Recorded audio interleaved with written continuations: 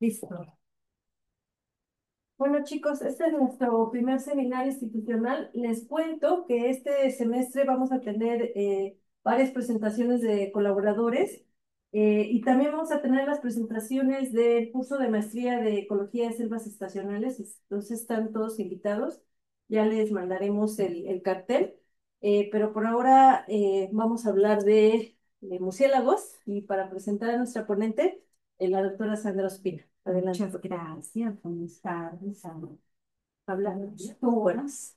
Ok, entonces, bueno, hoy vamos a tener una invitada colombiana, Lady Laura López Sepúlveda, es bióloga y estudiante de la maestría en biología en la Universidad de Antioquia en Medellín, Colombia.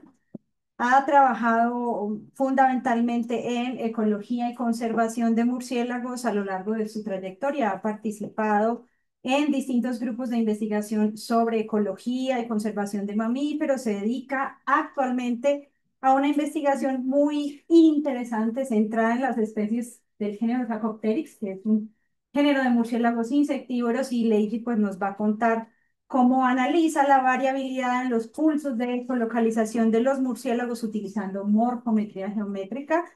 Y finalmente, pues en la charla compartirá la historia de la Ruta de las Alas, que es un proyecto, una estrategia de conservación de murciélagos en una región muy particular de Antioquia, que es el estado, departamento, cuya capital es Medellín, en Colombia. Entonces, pues vamos a escuchar a Lady y muchas gracias por estar aquí. Buenas tardes. Muchas gracias por estar aquí. Mi nombre es Lady Laura López, soy estudiante de maestría en biología de la Universidad de Antioquia y en esta oportunidad les voy a presentar un proyecto de conservación de murciélagos que desarrollamos en el territorio colombiano que se llama la Ruta de las Alas.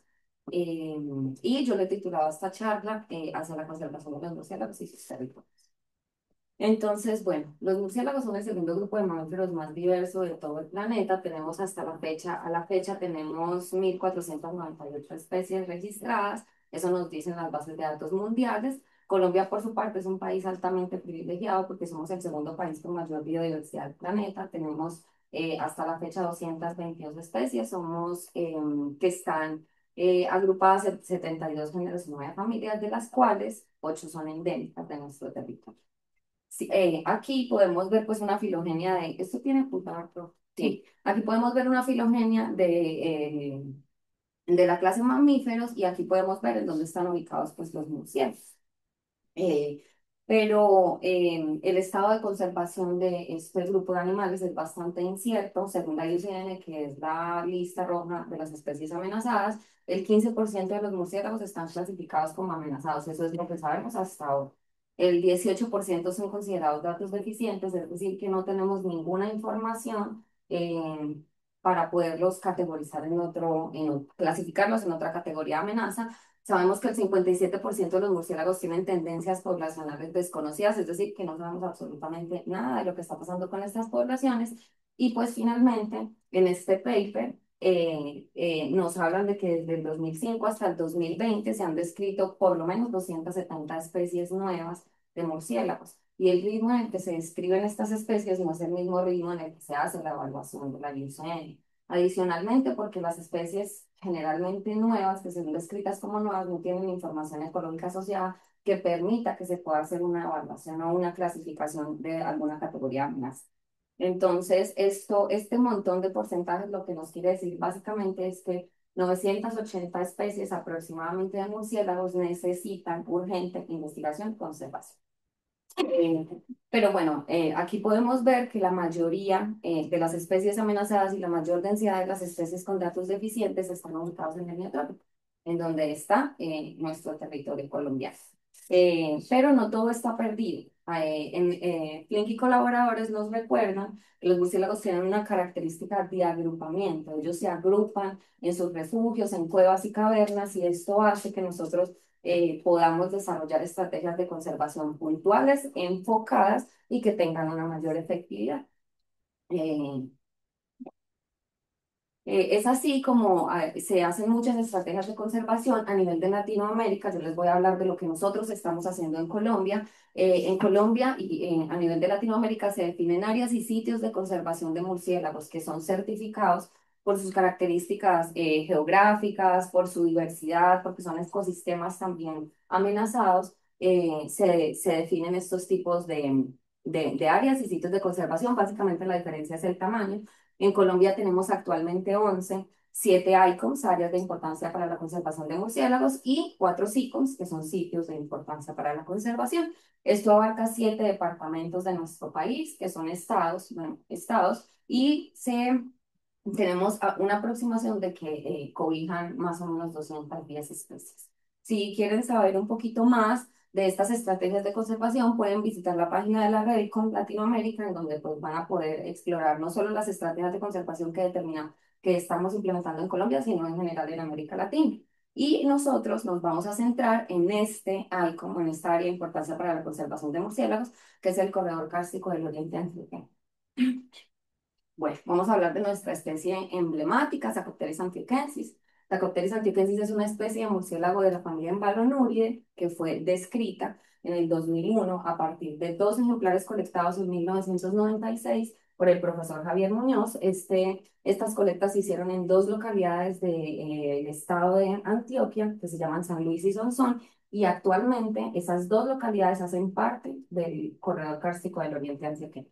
Em, Sarcopteris antioquensis fue descrita como una especie endémica del ecosistema kárstico, endémica del departamento de Antioquia, y con la característica distintiva, y es que no presenta líneas dorsales como los otros especies de su género. Entonces, pues, Sarcopteris antioquensis es una de las 8 especies endémicas que tenemos en Colombia. Y en el 2016, Sarcopteryx antioquensis fue categorizado como amenazado debido a su distribución restringida a estas 2 localidades en el departamento de Antioquia.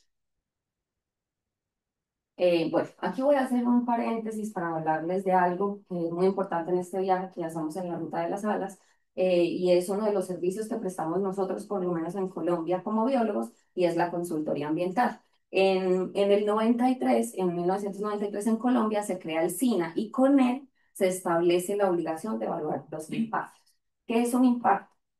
Por ejemplo, los proyectos de infraestructura o desarrollo social que van a generar un impacto en una zona natural, ¿cierto? Necesitan un licenciamiento ambiental, y este licenciamiento ambiental viene de una evaluación de impactos que se hace, de un estudio de impacto ambiental, perdón, que viene de una evaluación de impactos en donde lo que vamos a hacer es evaluar cómo se va a impactar la ejecución del proyecto esa área natural, pero no solamente el área, sino también sus poblaciones de flora y fauna.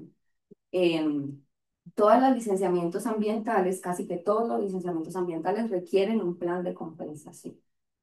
Nosotros hacemos este estudio de impacto ambiental con el fin de poder identificar cuáles son los impactos que se van a generar, poderlos mitigar, prevenir y compensar. Entonces, todas las licencias ambientales exigen un plan de compensación. ¿Y qué es un plan de compensación? Es cómo usted va a compensar ese impacto que generó. Por ejemplo, una minería va a impactar 10 hectáreas de bosque. Entonces, en su plan de compensación tiene que contar cómo va a compensar por lo menos 30 hectáreas de un ecosistema equivalente al que está impactando, ¿cierto? Esto tiene varios objetivos. El primero, pues, es equilibrar los impactos que se están generando con los proyectos de infraestructura para que podamos tener desarrollo, pero no perdamos biodiversidad. Esto también busca mantener la biodiversidad y la funcionalidad ecológica de nuestros territorios. Y finalmente, que es lo que me parece a mí más importante, es integrar a la conservación en la planificación de los proyectos. Y esto para mí es la conservación de la vida. Eh, entonces, haciendo consultoría ambiental, obtuvimos un nuevo registro de Sarcopteryx antioquensis. Podemos ver en azul, aquí y aquí están sus localidades tipo. Y aquí encontramos el nuevo registro. ¿Dónde está el nuevo registro? También hay otros registros. No solo obtuvimos la captura de la especie, sino que obtuvimos otros registros a partir de acústica. Yo les voy a contar qué hacíamos. Yo trabajé mucho tiempo, trabajo en consultoría ambiental, trabajé mucho tiempo en el corredor kárstico del Oriente Antioqueño, y cuando iba a trabajar, Unos equipos los ponía para mi trabajo y los otros los poníamos para grabar a Sacopelis antioquensis. Esto lo hicimos con mi tutor y director, el doctor Sergio Solari Torres, aproximadamente por 2 años. Y pues aquí podemos ver que carece de las líneas dorsales, que son la característica distintiva de esta especie. Em, bueno, aquí voy a hacer otro paréntesis para contarles que los murciélagos se ubican en el espacio a través de los sonidos. Eso se llama ecolocación. Ellos emiten un pulso de alta frecuencia que viaja por el espacio y al chocar con los elementos circundantes del ambiente, devuelven un eco que llega al murciélago y les permite hacer una imagen tridimensional del espacio. Con esto les quiero decir que los murciélagos son muy inteligentes, tienen una capacidad neuronal bastante grande y no solamente lo usan para ubicarse en el espacio, sino que los murciélagos cazan o sí, cazan y sus presas a partir de la colocación. Entonces, él, a partir de estos pulsos de alta frecuencia, puede saber a qué dirección, a qué distancia y a qué velocidad está la presa que él quiere cazar. Y los sonidos o los animales soníferos generalmente presentan sonidos específicos. Es mucho más fácil pensarlo en un animal que podemos escuchar, un ave, una rana, pero en los murciélagos pasa exactamente lo mismo y es que sus sonidos son específicos. Esto se los cuento porque no solamente capturamos a Sacopelis antioquensis, sino que también generamos una grabación de referencia de sus pulsos de colocación. Y ha sido esto lo que nos ha permitido tener otro tipo de registros, porque es una especie que es bastante difícil de atrapar en redes de nieve.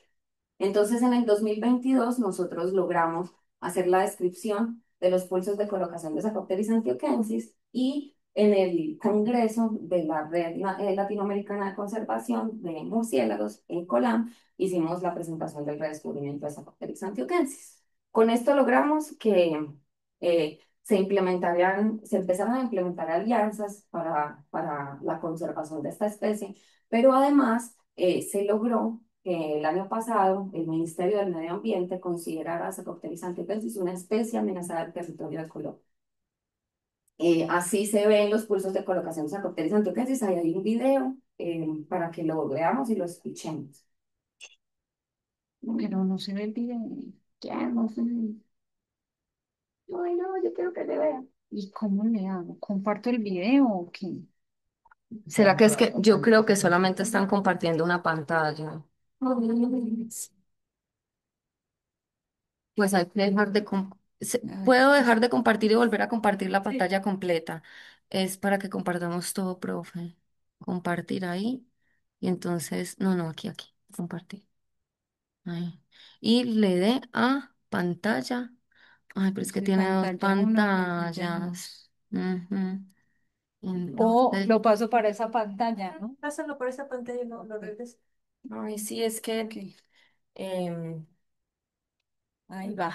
hay varios videos que me gustaría que vieran. Bueno, este Pero ahora es de cómo se ve y cómo se escucha Sapopteryx antioquensis. mm,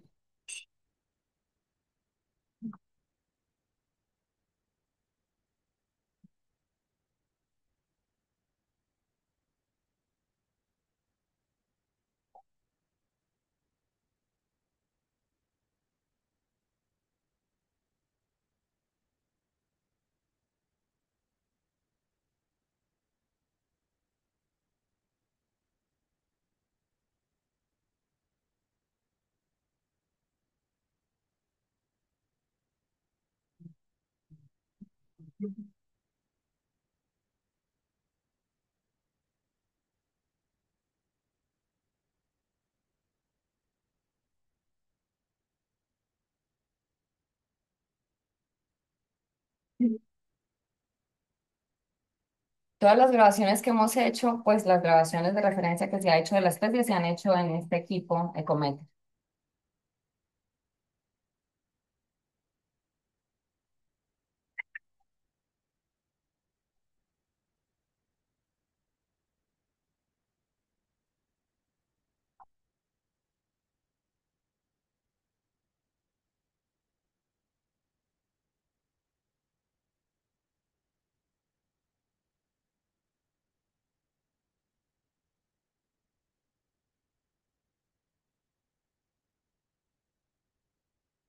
ya regreso a la otra.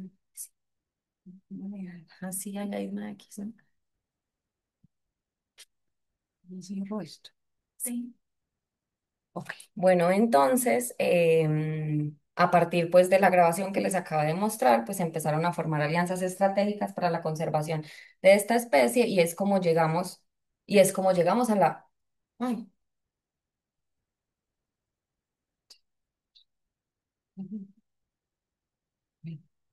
ya. Y es como llegamos a a la génesis del proyecto de la Ruta de las Alas, que es una estrategia para conservar los hábitats de esta especie Sacopteryx antioquensis. Lo más bonito que me parece de este proyecto es que es una sinergia entre la consultoría ambiental y la academia. Tenemos como representantes de la Academia de la Universidad de Antioquia y la Universidad del Rosario, y como representantes de la consultoría ambiental hay dos empresas, Cuántico y Terrazos. Nosotros estamos acompañados por el Programa de Conservación de Murciélagos de Colombia y estamos financiados y apoyados estratégicamente por Bad Conservation International a la cabeza del doctor Melky Gambarrios.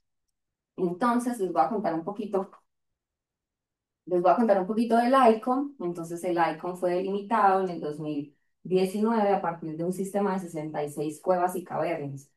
Abarca 11 de los 124 municipios que conforman el departamento o estado de Antioquia. Aquí tengo otro video. Hay otro video que Dios. mientras les Pico ahí. cuento. No, es aquí atrás. Aquí. Es que la ruta de las alas tiene un material, profe, ¿lo puede volver? Así. No, ahí ya.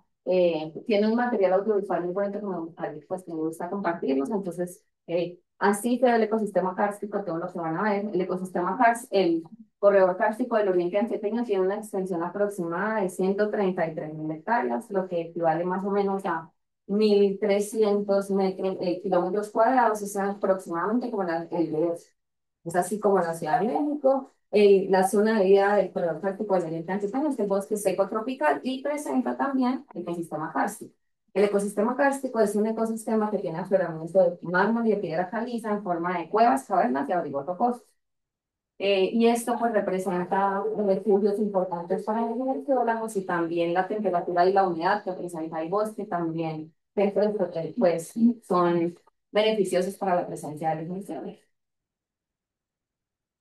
Pero en realidad no, no todo es tan bonito. El ecosistema kárstico está altamente amenazado, principalmente por la minería a cielo abierto para la extracción de mármol y de piedra caliza, para la construcción de casas, el cemento con el que construimos nuestras casas es ecosistema kárstico. Muchas de las materiales con el que construyen carreteras es ecosistema kárstico y muchas de las vajillas con las que nosotros comemos en nuestra casa es ecosistema kárstico, ¿no?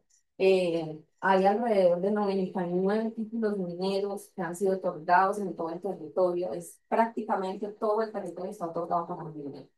Eh,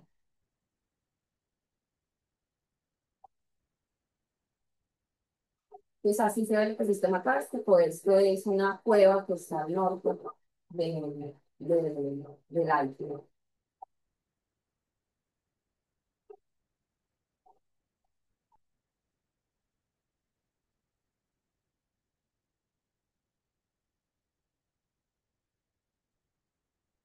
Y bueno, entonces aquí les voy a mostrar un poquito eh, de un paisaje, cómo se ve el icon Cocoa. Entonces tenemos varios estadios sucesionales del bosque húmedo tropical, tenemos ganadería extensiva también, y en los años 90, en la década de los 90 y los 2000, no teníamos mucha información acerca de las compensaciones ambientales, y las primeras compensaciones ambientales que se hicieron fueron monocultivos que después aprovechaban, entonces no era muy compensatorio, pero así se ve el ecosistema kárstico y este es una plantación de monocultivo de teca, este que está. Bueno, no sé a dónde estoy. Bueno, aquí arriba podemos ver, aquí arriba podemos ver cómo se ve la minería a cielo abierto extractiva de este material de mármol y de piedra caliza, y me voy a tomar el atrevimiento de mostrarles una foto más de cerca para que puedan ver que el cambio en el uso del suelo es bastante abrupto, no prácticamente no queda nada. Y recordemos que el 99 títulos mineros están otorgados sobre este tema. ¿Todos son sobre caliza? Somos un- Bueno, entonces vamos a ver cómo se ve la intervención en el ICO. En este primer mapa lo que vemos es la pérdida global, la pérdida de bosque, perdón, desde el año 2000 hasta el 2022. Todas esas manchitas amarillas, naranjas y rojas corresponden a pérdida de bosque. Al lado tenemos el índice de huella humana, el bosque del índice, el mapa del índice de huella humana, donde vemos pues dónde está concentrada la mayor parte de la intervención en el ICON, que está en el sur y en el centro del ICON. Y todas esas manchitas verde y azules que a mí me da la verdad mucha emoción verlas, son todavía bosque que quedan. Entonces todavía podemos hacer cosas con eso, ¿no? Y para conservar estos ecosistemas. Y el tercero, pues es el mapa de los ecosistemas amenazados que están dentro del territorio del Alcon Cocó. Entonces vemos que casi 38.000 hectáreas presentan algún tipo de amenaza, ¿cierto? Entonces no solamente está amenazado el murciélago, sino su ecosistema. Entonces, bueno, la ruta de las alas se construye en toda esta problemática y se dividió en tres fases. Lo primero que teníamos que hacer era caracterizar la comunidad de murciélagos y tratar de enfocar esta metodología en obtener más información ecológica de Zapotelis antioquensis. Entonces, para eso lo que hicimos fue diseñar un muestreo espacialmente explícito, es decir, los puntos de muestreo aquí no son independientes, tienen en cuenta la ubicación geográfica y esto nos permite hacer inferencias en función de la distancia, de la distribución y de la conectividad también. Entonces, para esto lo que hicimos fue dividir el ICOM en cuatro zonas, zona A, zona B, zona C y zona D, y con esto lo que queríamos buscar era abarcar mayor heterogeneidad del paisaje que presentaba el ICOM. Entonces abarcamos estas cuatro zonas, abarcan 7 municipios y 90 veredas. Nosotros lo que hicimos fue en cada una de esas zonas, identificamos 4 sitios de muestreo y en cada sitio de muestreo instalamos 5 equipos. Entonces en cada una de estas zonas tenemos 20 equipos o puntos de muestreo que equivalen pues a un audio MOV. Esta fue la grabadora que nosotros utilizamos para grabar y los puntos de muestreo estaban separados entre 200 y 600 metros y los sitios estaban separados por mínimo 1 kilómetro. También tomamos covariables ambientales como humedad, brillo y verdor, que luego les cuento cómo las sacamos. El hábitat de forrajeo, es decir, si el hábitat era abierto, cerrado de borde. También la proximidad a cuevas, minas, la elevación y la cantidad de bosque circundante. Aquí hay otro video. A ver, en lo que pasamos el video es que hay gente que está pidiendo acceso y, y no sabemos cómo darles acceso. Tienes que ir Aquí, a la de espera. Ahí, admitir todo. admitir tu... Yo creo.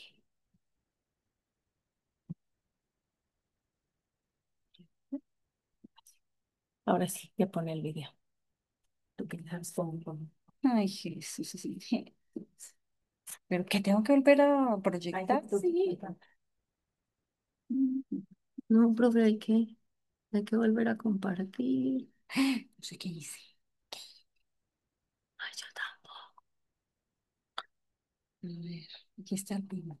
Listo, grande. ¿Ya están compartiendo? Profe, pero entonces vamos a estar. Adelante, porque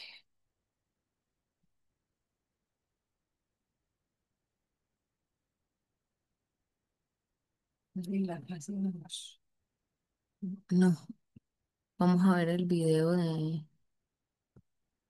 No, Ahí. no, video. Aquí. Entonces vamos a ver un pequeñito video donde pues contamos resumido. El redescubrimiento del Sarcopteryx antioquensis en 2020 no, profe, yo no sé solo poner confirmó su existencia, sino que también marcó el inicio de un esfuerzo por su conservación. Este hallazgo fue uno de los antecedentes que impulsaron el diseño de la Ruta de las Alas, una estrategia para proteger su hábitat y el de otras especies que dependen de estos ecosistemas. De la especie se sabe muy poco. Inicialmente se tienen 2 capturas del profesor Javier Muñoz, luego viene la mía y hice una grabación de referencia en una cámara de vuelo. Y a partir de esa grabación hicimos la descripción del chillido de Sarcopteryx antioquensis. Como es una especie que anteriormente había sido buscada, o sea, habían expediciones anteriores en las que habían venido a buscar y no había tenido como ningún éxito. Se piensa que la mejor metodología para buscar estas especies que son crípticas, que no podemos colectar con facilidad, la metodología de la acústica, a partir de la grabación de referencia que se generó en la primera captura o en la captura más reciente que hubo. Entonces, el diseño de muestreo se pensó para poder desde la acústica tener información ecológica de la especie.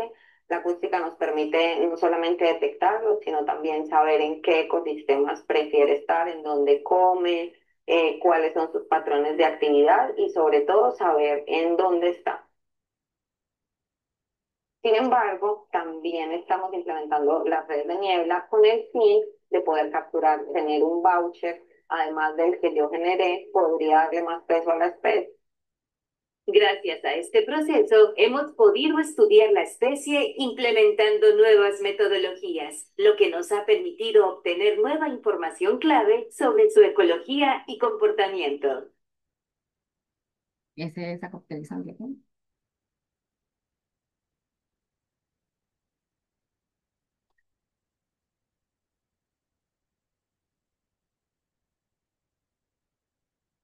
Entonces, a partir de esta metodología que obtuvimos un total de 26.386 audios que analizamos en el software Bad Explorer a través de la transformación de Fourier de ventana tipo Hamming. Calculamos su actividad acústica a partir del paquete Activity que sirve para distribuciones circulares como los horarios. Y también la densidad de kernel que nos permite ver hacia qué lado están agrupados los datos. Esta estimación se hizo basada en datos de detección en intervalo de tiempo, es decir, a las 6 de la tarde cuántas detecciones tenemos, a las 7 cuántas, y así, y finalmente para evaluar cuáles de las variables ambientales que habíamos tomado que les mostré en la diapositiva anterior tenían alguna relación o efecto con la actividad acústica de Sarcopteris antioquensis. Hicimos un GLM-M univariado para diseños espacialmente explícitos. Bueno, entonces de esos 26.386 audios obtuvimos 333 grabaciones de Sarcopteryx antioquensis, obtuvimos además 50, que logramos a identificar hasta la fecha 59 zoonotipos adicionales, y esto le suma a toda la diversidad del ecosistema kárstico 20 especies más. Eh, Aquí les muestro, capturamos un total de 24 especies de diferentes familias: Filostomia, Molosio, Espertilionia, Balonuria y Noctilionia. Y aquí en esta gráfica de barras podemos ver cuál fue la más abundante de acuerdo a las zonas de muestreo. Generamos el 50% de los animales o de las especies que capturamos, les generamos una grabación de referencia. Entonces aquí pues está, para los que no conocen mucho de murciélagos, un representante por familia. Aquí está Cormura, que es un embalonúrido; Roguesa, que es un vespertilionide; Moloso, que es un molosio; y Loncorrina aurita, que es una especie que es también característica del ecosistema kárstico y que es un filostómido que come insectos. Bueno, y entonces, ¿dónde registramos a Sarcopteris antioquensis? Pues lo tenemos en el 100% de las zonas de muestreo, es decir, que logramos ampliar su distribución de 2 localidades a 7 con la ruta de las alas. Obtuvimos registros en el 68% de los puntos de muestreo que hicimos, ¿cierto? Encontramos que Sarcopteris antioquensis presenta mayor actividad en hábitats abiertos y de borde. Esto lo sabemos también gracias a las otras especies del género, que son especies principalmente de borde. Sin embargo, a Sarcopteris no le gusta cualquier borde y tampoco cualquier área abierta. Necesita coberturas naturales bien conservadas para estar, ¿cierto? Y también a partir pues, de este estudio detectamos que Sarcopteris antioquensis es una especie unimodal y vespertina. Aquí vamos a ver su actividad acústica. Sarcopteris antioquensis tiene un nivel de actividad muy bajito. Con nuestros datos encontramos que tiene un patrón unimodal alrededor de las 6 y las 7 de la noche. Eh, Aquí podemos verlo. Entonces nosotros tenemos varias hipótesis para este comportamiento unimodal de Sarcopteris antioquensis. Pensamos primero o hipotetizamos primero que puede tener una asociación fuerte a alguna fuente de alimento. Sabemos que los insectos también tienen este tipo de actividad bastante crepuscular, que salen al caer la noche, entonces de pronto puede tener alguna asociación con una presa. Pero también pensamos que podría estar activo en un horario que nosotros no mostremos y les voy a contar por qué. Cuando nosotros capturamos la primera vez a Sacopteryx antioquensis, lo hicimos a las 4:30 de la tarde. Y durante todo el tiempo que yo trabajé en el ecosistema kárstico, nos dimos cuenta que la actividad de los murciélagos inicia muy temprano, pero a la hora de la pequeña menstrual se nos olvidó. Y entonces empezamos a grabar a las 5 de la tarde, a las 5:30 de la tarde, entonces por eso no descartamos la posibilidad de que hubiera estado activo en un horario que nosotros no nos tenemos. También hemos encontrado en la literatura que los embalonuridos poco comunes, como Saccharomyces antioquensis, pueden tener este comportamiento unimodal. Ay, perdón, perdón. Sí, dale, dale. Bueno, entonces vamos a la fase 2.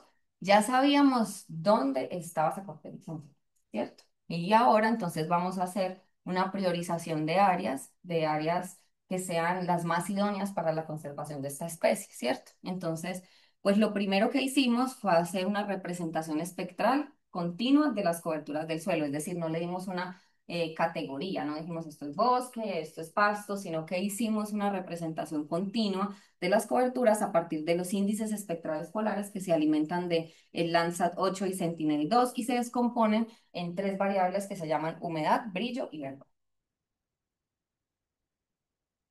Después de eso, lo que hicimos fue, lo primero que se hizo fue a partir de Maxent, un modelo de idoneidad, en donde nos dimos cuenta, pues lo primero es que a él le gustan las áreas de baja elevación, por menos de 600 metros a nivel del mar, es donde lo encontramos.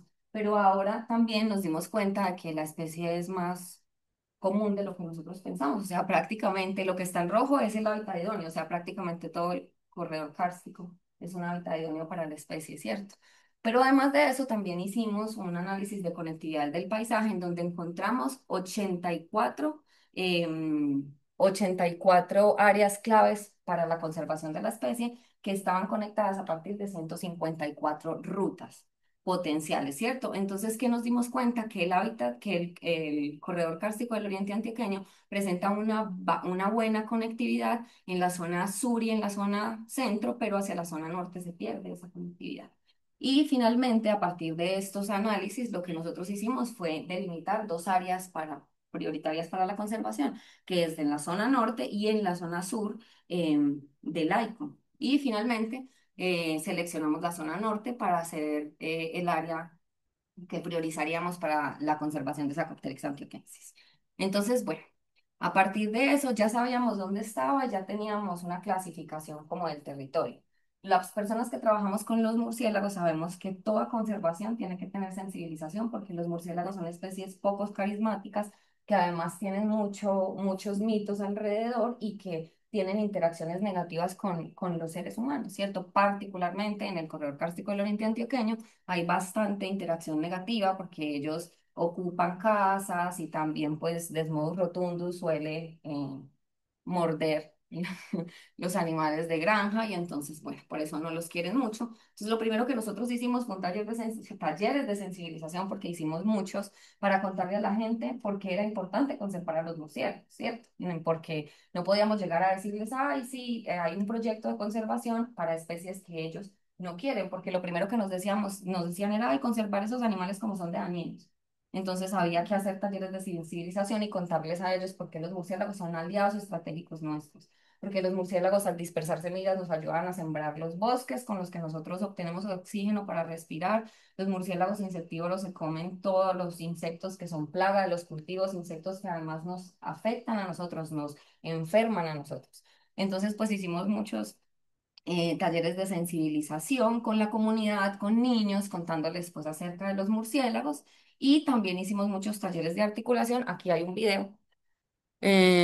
También se hicieron muchos talleres de articulación. Ay, pero se pasa desde este lado. Ay, no. Entonces, hicimos también talleres de articulación porque necesitábamos saber ahora quién habita el territorio que prefiere esa cóctel sanluquensis, ¿cierto? ¿Cuáles son las comunidades que están allá? ¿Qué hacen las comunidades? ¿Qué actores públicos, qué actores privados están en el territorio? No sé si les conté, pero en el corredor kárstico del Oriente Antioqueño está Corona, Cemex, Argos, Alión y todas las cementeras que nos podamos imaginar. Entonces había que hacer una articulación también para saber cuáles eran las intenciones de conservación de la gente, si habían intenciones de conservación. Y lo más bonito que nos dimos cuenta es que la gente está conservando por su cuenta. La gente tiene convicción de conservación y nos encontramos un montón de reservas naturales y nos encontramos un montón de gente cuidando sus bosques. em, y eso pues fue una sorpresa muy bonita para nosotros porque teníamos solo el panorama negativo desde el mapa, ¿cierto?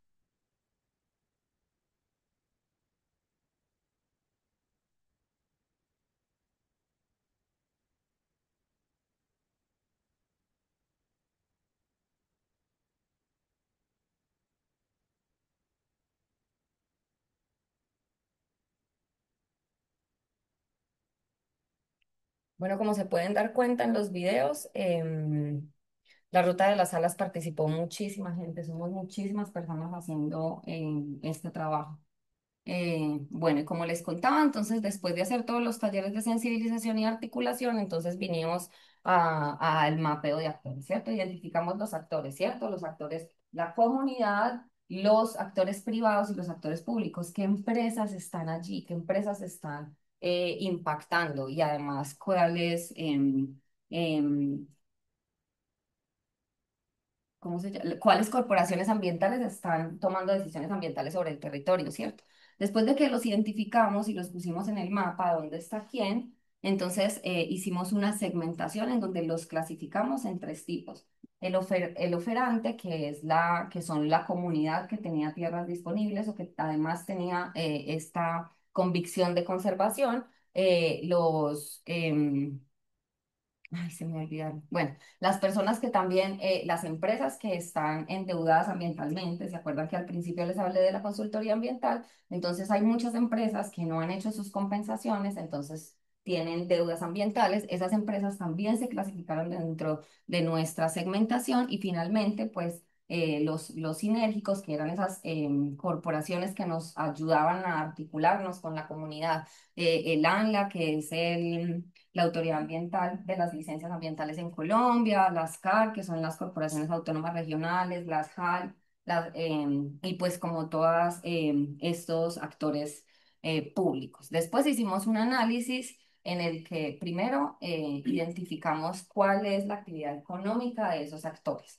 Después identificamos si tenía o no que compensar. O sea, es muy importante la compensación. Y después también si tenían esa convicción de conservación para que pudieran participar en el proyecto. Y finalmente, pues se generaron estrategias de abordaje de los actores, o sea, estrategias de comunicación efectiva, porque no es lo mismo hablarle del proyecto a una empresa que hace intervención en el hábitat que a una comunidad. Bueno, y a partir de esto, ay, bueno, y a partir de esto vamos a la tercera fase, la fase final, que es la estructura y el registro del banco de hábitat. Nuestra estrategia de conservación, que no se las había dicho, son los bancos de hábitat. Y les voy a explicar en qué consisten los bancos de hábitat. Bueno, como les hablé inicialmente, las consultoría ambiental o los proyectos de infraestructura que se hacen tienen que compensar hábitats o ecosistemas equivalentes al que hicieron intervención. Y estas compensaciones generalmente se hacen de manera aislada, ¿cierto? Entonces, cuando se hacen compensaciones de manera aislada, muchas veces no son efectivas en el tiempo.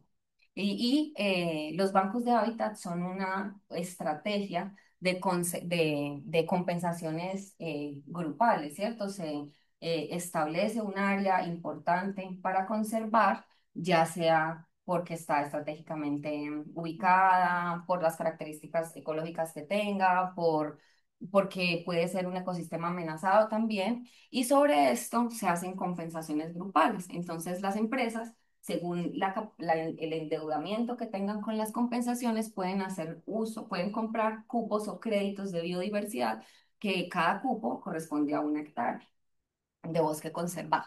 Entonces, así, esto es básicamente cómo funcionan los bancos de hábitat. Sin embargo, lo más bonito de los bancos de hábitat es que es una estrategia de conservación obligatoria para los que tienen que hacerla, pero también es voluntaria. Cualquier persona natural que quiera disminuir un poquito la huella de carbono que está haciendo, puede comprar un crédito, puede comprar una hectárea de bosque y ayudar a la conservación.